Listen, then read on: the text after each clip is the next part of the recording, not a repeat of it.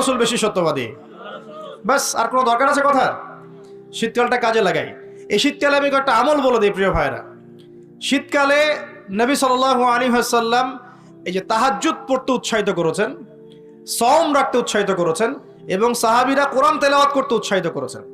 একটা হাদিসে আছে তিনটা কাজ মানুষের গোনার একটা বড় বড় অংশকে মিটিয়ে দিবে।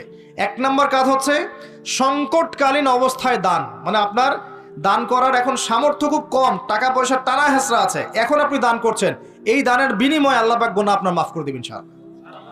দুই নম্বরটা হচ্ছে যে কঠিন গরম পড়েছে, এই গরমের দিনে আপনি রোজা রেখেছেন, তৃষ্ণার্ত থেকেছেন, এই গরমে রোজা রাখার কারণে আপনার গুনাহ মাফ হয়ে যাবে ইনশাআল্লাহ। আরেকটা কাজ হচ্ছে প্রচন্ড শীতকাল, এই যে এখন শীতকাল পড়ছে, এই শীতকালে আপনি ঠান্ডা পানিতে অজু করছেন কষ্ট করে, এই অজুর বদৌলতে আপনার গুনাহগুলো মাফ হয়ে যাবে ইনশাআল্লাহ। এই তিনটা কাজ শীতকালে পাওয়া যাচ্ছে না? তিন নম্বর কাজটা শীতকালে পাওয়া যাচ্ছে না, যে শীতের সময় পূর্ণাঙ্গ রূপে অজু করলে আপনার গুনাহগুলো মাফ হয়ে যাবে ইনশাআল্লাহ। তো শীতকালে মাশাআল্লাহ আমাদের ওয়াজ মাহফিলগুলো হবে, ওয়াজ মাহফিলগুলোতে অ্যাটেন্ড করবেন, ইমান রিচার্জ করবেন, রাতের বেলা তাহাজ্জুদ পড়বেন ইনশাআল্লাহ, তাড়াতাড়ি ঘুমিয়ে যাবেন যাতে করে শেষ রাত্রে আপনি উঠতে পারেন। রাতটা লম্বা হবে, একটা অংশে কোরআন তেলাওয়াত করবেন, একটা অংশে দোয়া করবেন ইনশাআল্লাহ তাআলা। আল্লাহ পাক দুনিয়া আখিরাতের যত হাজত আপনার পূর্ণ করে দিবেন।